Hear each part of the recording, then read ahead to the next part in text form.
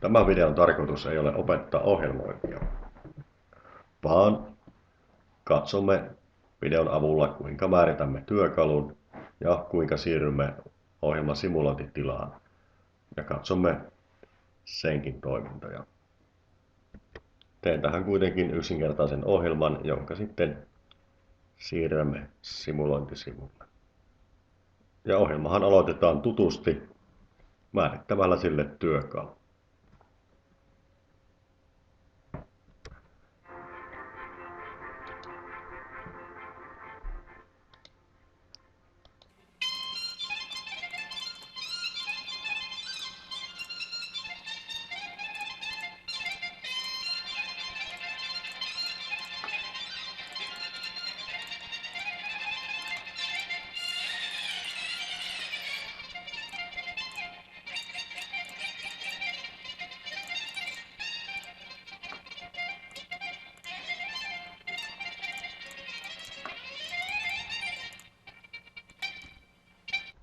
Ja ohjelma on nyt valmis.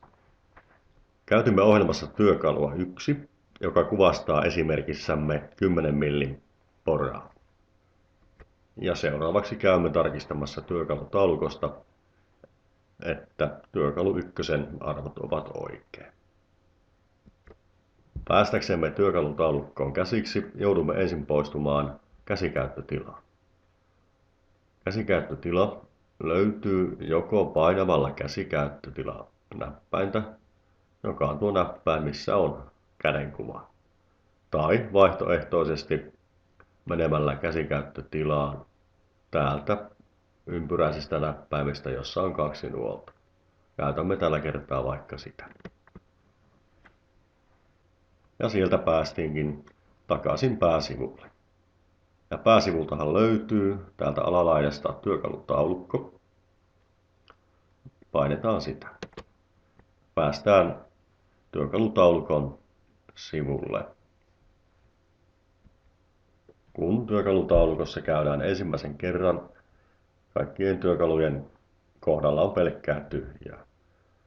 Mutta ohjelman, tämäkin demo-ohjelman hyvä puoli on siinä, että kun tänne tallennetaan työkaluja, ne kyllä jäävät sinne muistiin ja näitä samoja työkaluja voimme käyttää myöhemmin tulevissa harjoituksissa. Ohjelmassahan käytettiin työkalu 1, joten käymme laittamassa työkalu 1 arvot kuntoon. Voimme käyttää Heidenhainin oman näppäimistön nuolio siirtyen alaspäin tai ylöspäin. Mutta ohjelmarivin eli työkalutietojen sisään emme pääse ennen kuin on otettu täältä alalaidasta editoi näppäimestä on aktiiviseksi. Nyt se mahdollistaa meille tietojen sisään syöttämisen. Tärkeitä tietoja tässä vaiheessahan on työkalun nimi, jonka voitte asettaa käyttämällä oman tietokoneenne näppäimistöä. Kirjoitan siihen nyt sopimamme poran ja sen halkaisijan, joka meillä esimerkissä on 10.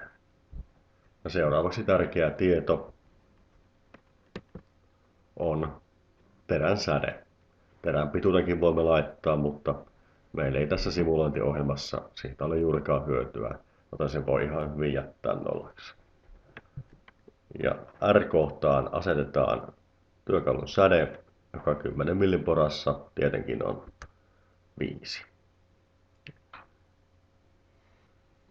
Ja näin haluttu tieto on sinne merkattu. Eli käymme laittamassa editoi-asetuksen takaisin ei. Ja voimme mennä takaisin editointitilaan. Muistamme, että editointinäppäin löytyy täältä yläpuolelta. Noin. Ja huomaamme, että ohjelma on säilynyt siellä ennallaan samassa paikassa, mitä se oli pois lähtiessämmekin. Nyt voimmekin simuloida ohjelman. Ja Heidenhain simulointi löytyy editointinäppäimen alapuolelta. Täältä näin. Painamme sitä. Ja tulemme tällaiselle kuin Test Run -sivulle. Sekin on tyhjä, jos ohjelma ei ole aikaisemmin käytetty. Ja äsken tekemämme ohjelma ei automaattisesti tule tähän simulointisivulle, vaan joudumme hakemaan ohjelman valikon kautta. Ja valikkoonhan pääsimme täältä PGM MGT näppäimen kautta. Ja pääsemme taas tänne tuttuun päävalikkoon ja haemme sen äsken tekemämme ohjelman, joka oli nimeltään Toka.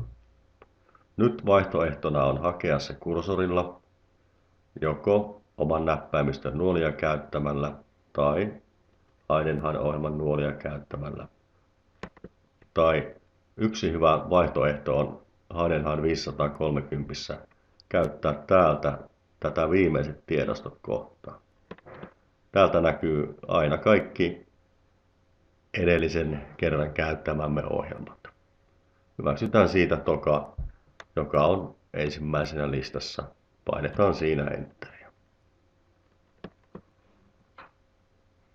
Jos ohjelman on juuri asentanut, varsinaista simulointitilaa ei vielä näy, vaan se joudutaan hakemaan.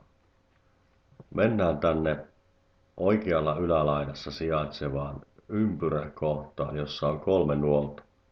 Painetaan siitä ja huomataan, että näyttösivun alalaitaan ilmestyy erilaisia vaihtoehtoja.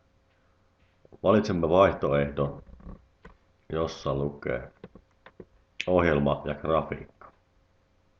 Painetaan sitä ja huomataan, että ohjelma säilyy edelleen vasemmalla puolella ja simulointitila tulee näkyviin oikealla puolella.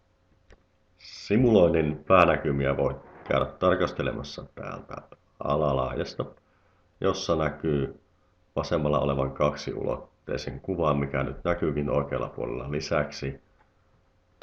Tämän näköinen simulaatio. Ja sitten on vielä tämä 3-ulotteinen simulaatio. Ja tehdyn ohjelman voi tarkastaa täältä oikealta näppäimestä, jossa lukee Reset plus aloita. Eli näppäin varmistaa sen, että ohjelma menee alkuun ja aloittaa sen tekemisen. Ja reikähän sinne ilmestyy. Juuri samanlainen mitä äsken ohjelmoitiin. Näillä eväillä haastavia ja iloisia hetkiä Heidenhain opiskelun parissa.